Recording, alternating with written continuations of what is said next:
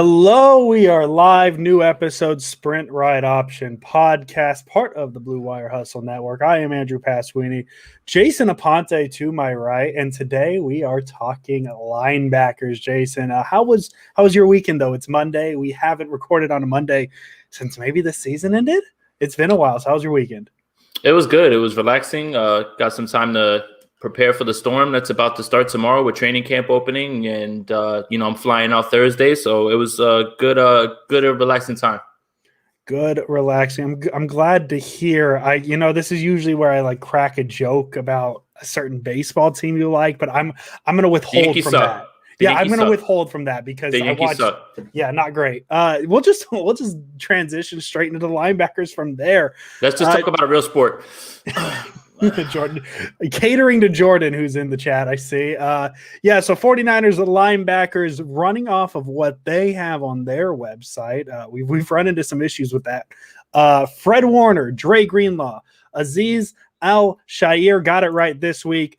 Demetrius Flanagan, Fowles, Jonas Griffin, James Burgess Jr., Justin Hilliard, Elijah Sullivan. Jason, we'll start with just the first question.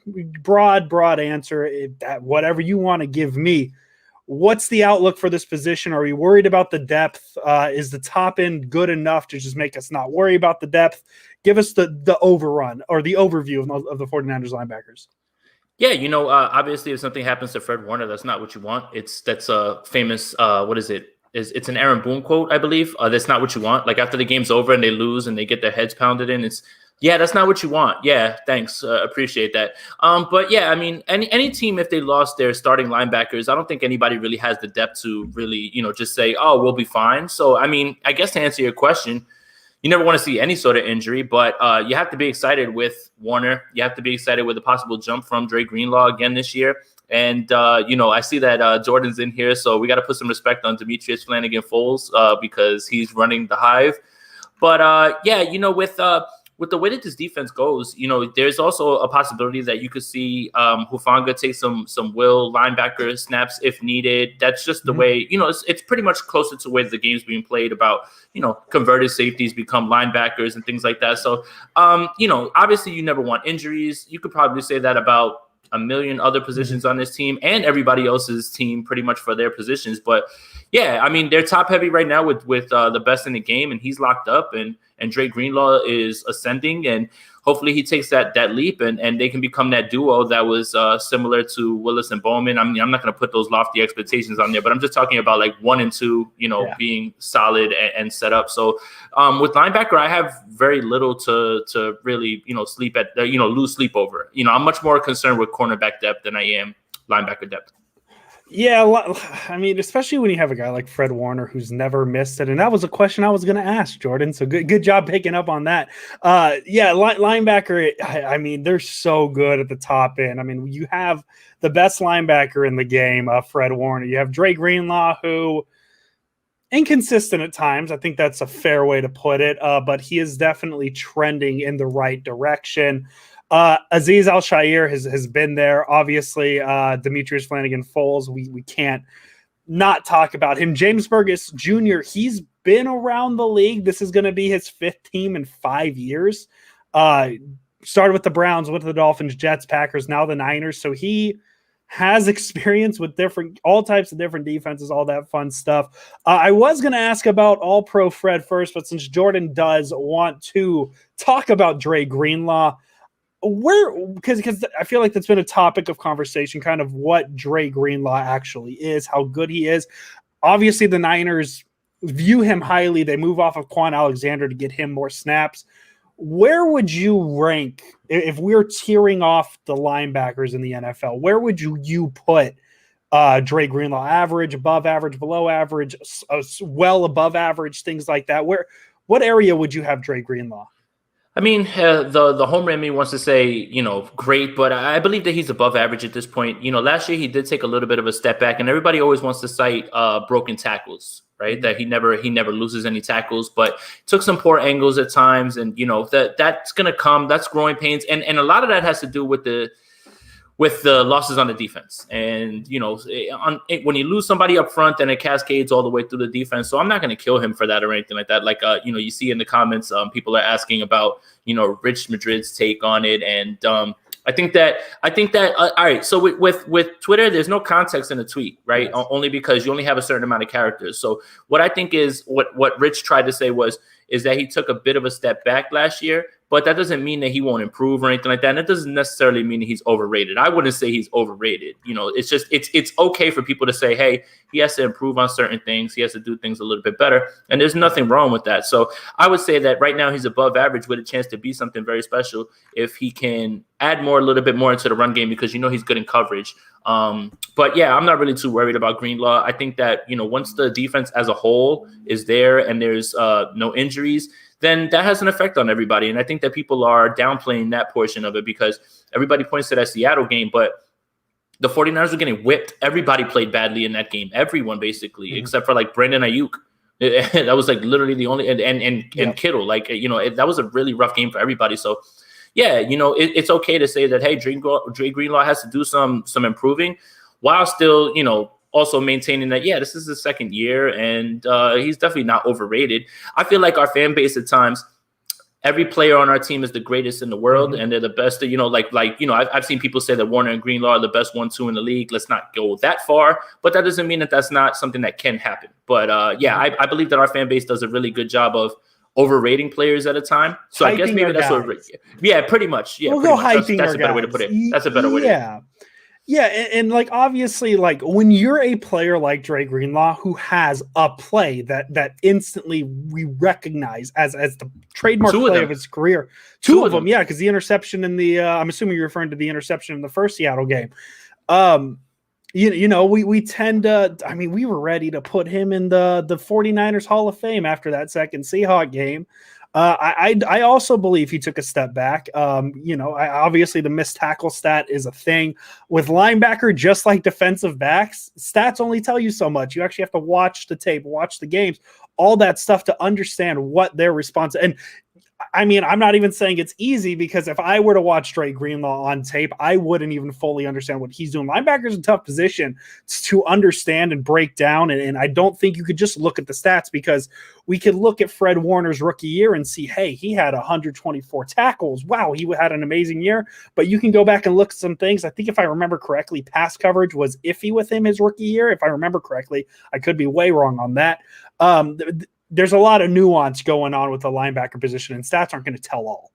And if I could correlate that with somebody who usually leads the league in tackles, Blake Martinez, right? Blake Martinez moved from Green Bay to the Giants, but a lot of that had to do with a lot of tackle opportunities that you had. And when you watch him, sometimes he's lost in running. So I'm in run game. So it's really weird to just correlate tackles to just saying, hey, look, this guy's amazing. You have to think about, hey, the front part of that defense is also letting that through so he can actually get tackles. Good on him for getting to the ball. That's definitely a talent, and that's something that he should be happy about. But to say, oh, look at all these tackles, okay, now he's this, and this. No, you have to understand what's going on right there. And Blake Martinez, for the Giants, and you can point to last year's game against the Niners, that man was like running around, spinning around, trying to figure out where the ball was. And that's usually how you catch him at times. But he does have a high amount of tackles. So it's hard to just say, hey, tackles are the end all be all. Yeah, no, there's linebackers, man. They got to do a lot. I'm not jealous of how hard that job is, because you got to be a little bit of everything. And for a player like Fred Warner, you got to be a little bit of a quarterback as well. Because you're out there playing the calls, reading the offense, all that fun stuff. Tackle for loss is a better indicator than just tackle. I chose to go extreme with Fred Warner there with his rookie year. But speaking of Fred Warner, Jason, we Niner fans obviously see him as the best linebacker in the NFL, and whether that is true or not, we'll find out here in a couple weeks. He is All-Pro Fred. What makes him built different, right? Like what makes him better than the average or even above average linebacker? What are the little things that you've noticed when you watch him? Well, first of all, let me point out a take that was floating around Twitter once Fred Warner signed his deal. I forget the guy's name, Frisco Josh, something like that, Hermsmeyer. I don't know how to say his name. So he says, wow, that's a terrible deal for the 49ers and they should feel bad. because you don't pay middle linebackers. Okay, now here's the argument. Here's why you pay Fred Warner as opposed to just any old middle linebacker. He cites that the middle of the field is something that can easily be covered, and you can find that with any middle linebacker. Okay, fine. You have your little template of how you want to gauge things. The difference is, and someone else pointed out, when there's a 3-by-1 on his side, that doesn't mean that he's covering the third receiver. You understand? Like if the Tennessee Titans are there, okay, on the left side, you've got A.J. Brown. In the middle, you've got, let's say, Josh Reynolds. And on your third is Julio Jones. Well, guess who's equipped to take care of him and at least cover him in a way where you can feel – you don't want to do that all the time, put Fred Warner on Julio Jones. But on one down, there's no problem with that. So listen to this. So you've seen Fred Warner cover Marquise Brown, one of the fastest guys in the league last year in the Ravens game. He covers tight ends. He can cover Julio Jones for a down. So this is all stuff that he can do that is the reason that he's being paid. Never mind the professionalism, the way he carries himself, the way that he leads, and him understanding what he's seeing. And also just the way that the defense rallies around him. And I mean, the game is going towards speed, right? And then again, another discussion that annoyed me right away, because as 49er fans, we just have to compare, right? Everything can't just be, oh my goodness, he's really great. It's, oh, is he better than Patrick Willis? Well, Jesus, man, like, what do you like? Patrick Willis was like 7 straight Pro Bowls, first player to ever do that at the position. And might I add, in a short few years that he stopped playing, the game has changed. The game is speed. It's not. That's why you see so many safeties converted into linebackers who play linebacker, because you have to be able to cover these faster guys. Guys aren't built the same, and that's just a few short years ago. How long ago Patrick Willis was playing? So it's not like you're comparing apples to apples. There's got to be context in between. So Fred Warner is built for today's game with speed, being able to cover linebackers, being able to cover wide receivers, on top of knowing what he's doing. He's a professional. He took every single snap at OTAs when he could have said, hey, I don't have a deal. I'm just going to go work off on the side, and you let me know when my deal is ready. No, he carries himself that way with a quiet confidence. That's wwhy so many people, when people were wondering what jersey to get, everybody was running to Fred Warner. Why? Because he's going to be here for a long time, and that's a jersey of a guy that you want. Look, you can't be rigid in the way that you evaluate things, right? Yes. So yes, you're right. You don't pay a middle linebacker, a bunch of money, but that's not Fred Warner. There has to be some sort of context to it. Fred Warner is different. There's a tier of different, and then there's middle linebackers. Fred Warner's at the top of that, and what he does is invaluable. He's worth every single penny. There's my ring. I guess the comparison we already set up was you're not giving that money to a Blake Martinez. You're giving it to a Fred Warner, who like he's so damn good. He's everywhere. Like, he has a little bit of that Patrick Willis in him, where he's just kind of everywhere the ball is. You can you know where he is on the field. You just look for the ball, and 54 odds are is there. Something about him. The Niners are just really good at churning out linebackers. I mean, starting with Patrick Willis, Navarro Bowman, you get that 1 year of Chris Borland into Fred Warner, and hopefully Dre Greenlaw develops into it, right? Like, you want to see that, because if they can get that 1-2 punch, especially with how often, I mean, I know they run a 4-3, but more often than not, it's more, you know, I don't want to dive in too deep on the X's and O aspect, because I'm not the best at it.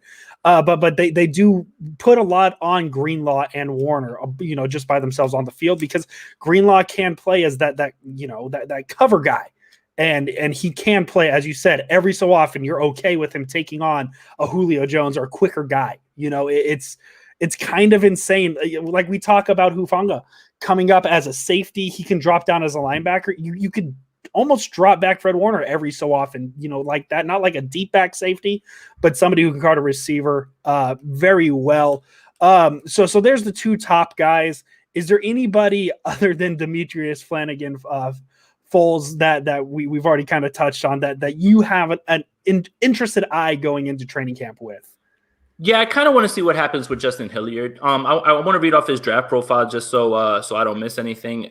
Strength showed tremendous resilience and perseverance over 6 years. I don't know what that means. Motor is cranked up to 100 at all times. Charged through gaps and looks to attack blocking scheme. Took an expanded role and played well over his final 3 games. Major factor as core special teamer. 19 career tackles on kick and punt returns. He has injury concerns. 84 career tackles in 47 games. I mean, honestly, after the top tier of linebackers, it's really hard to get excited about anybody else. I'm really excited to see maybe if Hufanga can be that hybrid type where he can maybe be on the field with Ward and Tart, and who knows? I mean, honestly, after the first two, it's really, really just anybody's guess. And they'll find ways to figure that out. Al-Shaair is somebody that if he can really take the next step next year, like he really needs to take one more good step, then this linebacker core is set. So realistically, you're looking at your top three just of Warner, Greenlaw, Al-Shaair, and yeah, you should be fine if Al-Shaair improves even a little bit from last year. Yeah, Azeez Al-Shaair is one that I've always been interested in. He feels like he's been here for a bit. He's usually the first guy who steps in if a player has to miss a down. He's been decent for the Niners. I know he's been here for a few years. He's not one of the well-known names quite yet, but I think he has the potential to be one of those guys that we talk about, like as that quiet. Nobody really knows him around the league, but he's pretty good. He's a well-kept secret. I'm excited for him. James Burgess too. I don't know exactly where he fits in. But I'm interested just because he's a name that you kind of know at this point. Not exactly what he's been expected to be, but he's been good enough to get a fifth chance with a different team. As I said, he's been with 5 different teams over his career. So we'll see if he makes a spot, see if he can make an impact in any way. Yeah, you got something, Jason. Let's do it. Yeah, I know that we were going to be talking linebackers and everything, but I think we should touch on some news that came out today that kind of affects the 49ers because so Aaron Rodgers is back. Aaron Rodgers is back. So we thought week 3 was going to be Blake Bortles against Jimmy Garoppolo, and it seems like Aaron Rodgers is going to be there. So when we did our preview show of hey, wins losses, right? We kind of went under the assumption that we thought that Aaron Rodgers wasn't going to be there. Aaron Rodgers is going to be there now, and that game, the home opener, has just jumped from like a 10 to a 20 now at this point. Here's the thing with them.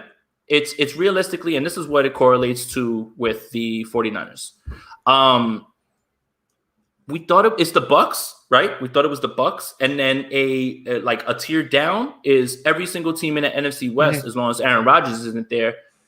Now, is it Bucks, Packers, and then everybody, or is it Bucks, Niners? So the NFC kind of shakes out a little bit differently now because we assumed the Packers were going to be out of the way, right? There's no way that they can do anything good with either Jordan Love or Blake Bortles. Now Aaron Rodgers is back. One more year. Devontae Adams is going to be back.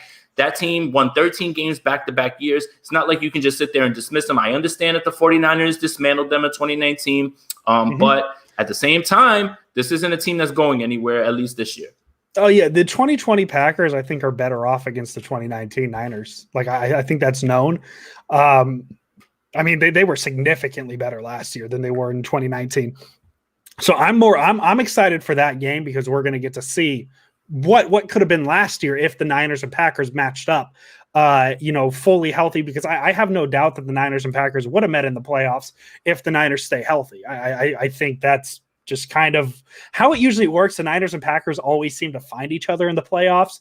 And so that's something I'm excited for week 3, because now you get the all-in Packers. Like, I mean, there was a 3-minute span the other day where it's like, oh, the Packers might not have Rodgers or Devontae Adams. Like, what's going on here? Now they're going to have both. They're going to be full on like what we expect from the Green Bay Packers. And we cannot, like, the last thing I want to see going into week 3, if the Niners are 2-0 and the Packers are 2-0, is people saying, yeah, this is a win for the Niners. You see how easily they did in 2019? Like, Nick Bosa is going to have, no, we cannot do that.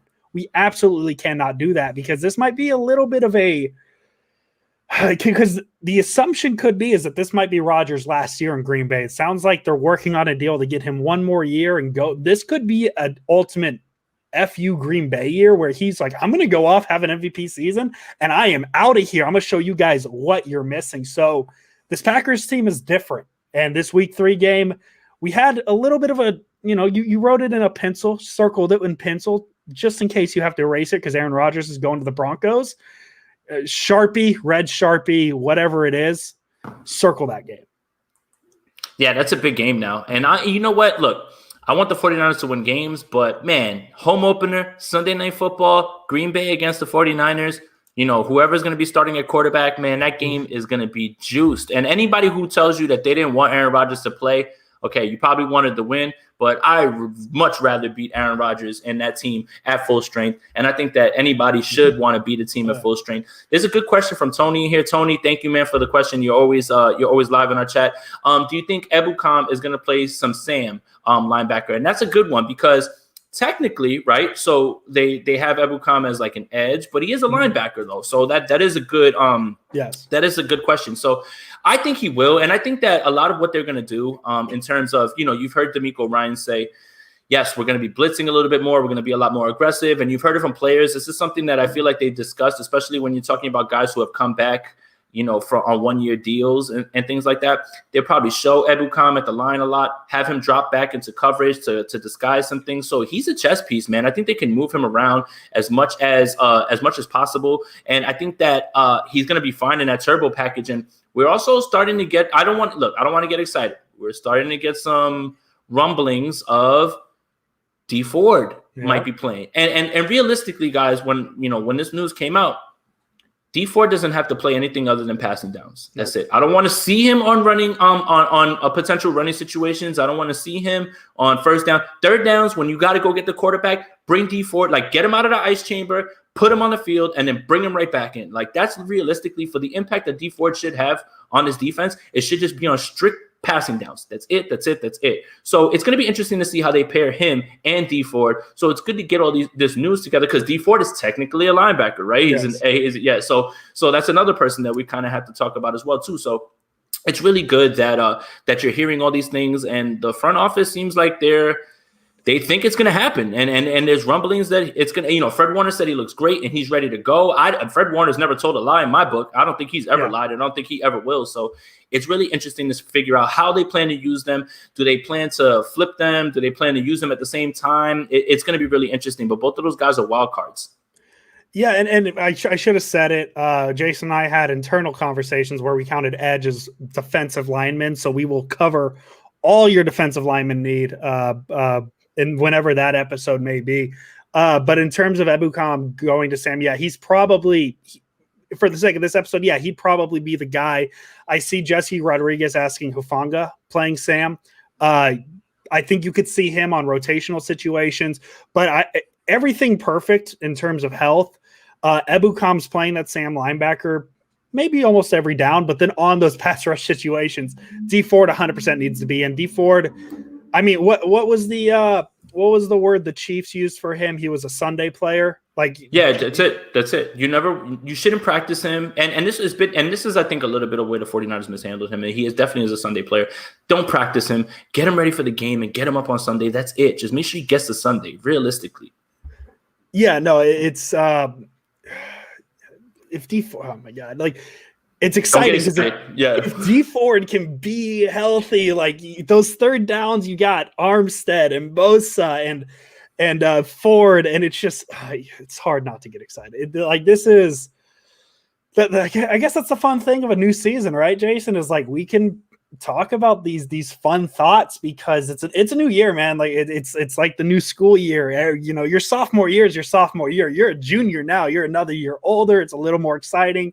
You can pretend like you're going to actually study for 3 hours a night and say you're going to do it and make it a plan and then have it, what actually happens. But hey, we're almost in August, which that's our benchmark is August 1st, man. That's when it's really fun. I know we got what's coming up this weekend, which I'm sure you want to touch on in a second here.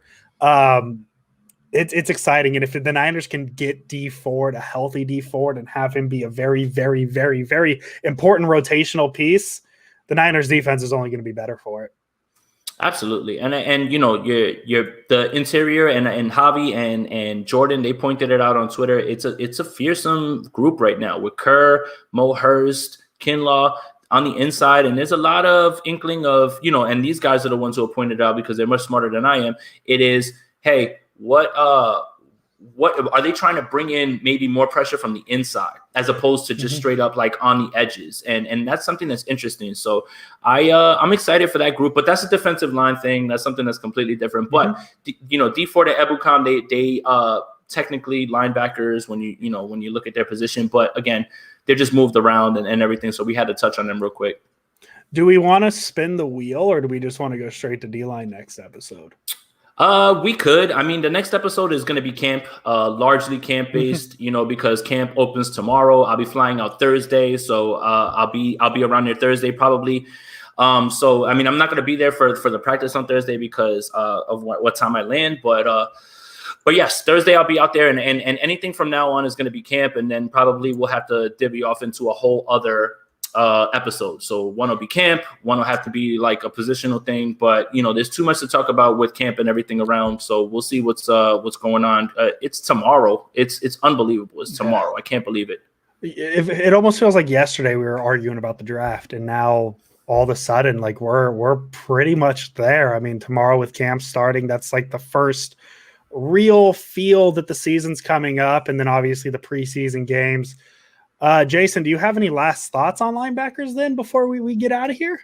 Nope. Just batten down the hatches because tomorrow starts the Fields and the Lance and Jimmy talk. Even more. Wait, it starts the conversation. It should start it. I mean, people have been arguing. Like today, the tweet floating around. This is how annoying this has gotten. Someone sent out a tweet talking about Jimmy Garoppolo threw a 70-yard pass at a private workout. Okay, BS. There was no private workout. There was no 70-yard pass. And the people who want their confirmation bias are out here. Oh my God! You see, the boy's ready to work. Shut up. Can you look at who else reported it? No one reported that. And now all of a sudden you're taking it and running with it. God, I can't wait for tomorrow because then at least people could say, man, Lance had a good day, or Jimmy had a bad day, or Jimmy had a bad day and Lance had a good day, as opposed to people making stuff up and trying to run for confirmation bias. God, I'm tired of it. All right, so we're just not going to talk about how Raheem Mostert ran a 3.940 in my head? Yeah, there you go. And you know what else? I deadlifted 675 pounds yesterday in a private workout. I was there. I can confirm that, Jason. All right, man. Well, it sounds like we have some conversing to do regarding our next episode and the exact plans for that. So when we find that out, we will give it to the people. Jason, any final general thoughts on anything you want to mention before we get out of here? No, the Yankees stink, and I'm tired of them, so I stopped watching them. So, yeah, I mean, that's it. I can't wait to get out there to Cali, and I can't wait to link up with people and, just get football going. And, it's exciting time. So trying to make sure everything's ready to go before we go, make sure all the content's straight, and then it's all systems go this week. So just 49er fans, it's back. It's football season, man. I'm so excited. Jason Aponte is the busiest man on 49ers Twitter. That is a fact. Jason, I hope you have a good trip over to this side of the country. And I am for real, sorry about the Yankees. That's a brutal series. And usually I have jokes ready to go, and I don't even want to touch that because all the wild pitches, the no-hitter going into the eighth, all that sucks. Real quick, the thing is that the Yankees had won 9 of 12, right? But those 3 losses were literally the worst kind of ways that you could have lost the game. So it's it's not even hey, they just got outclassed. It's literally 6 runs to the Astros in the 9th inning. The game that you're talking about with all the wild pitches after they took the lead, a no-hitter going into the 8th. I didn't even watch that game. I don't care. After that first Red Sox game, I was like, all right, this season's cooked. I don't care anymore. It doesn't matter. And Tony, thank you for the donation. I appreciate you, man. For some in and out. Yes, finally I get to try it so I can hear what you guys are always yelling out about. And don't ask me for my review because I don't want to partake in what's better. I'm just going to have it, and I'm just going to sit with my thoughts by myself. I don't want to have the discussion. I don't want to have it. That'll be the tease for the next episode. First question, how was in and out? And there's no discourse. I'll just let you say your bit, and then we will talk about the 49ers. As I said, I am sorry about the New York Yankees, but hey, at least you'll get another week of fake hope if they get Trevor Story. So that'll be nah. Nope. Jason is done with the Yankees. It is officially football season. The Yankees are dead. You heard it here on the Sprint Ride Option podcast first. Jason Aponte, as always. Go Niners, and I hate you Yankees.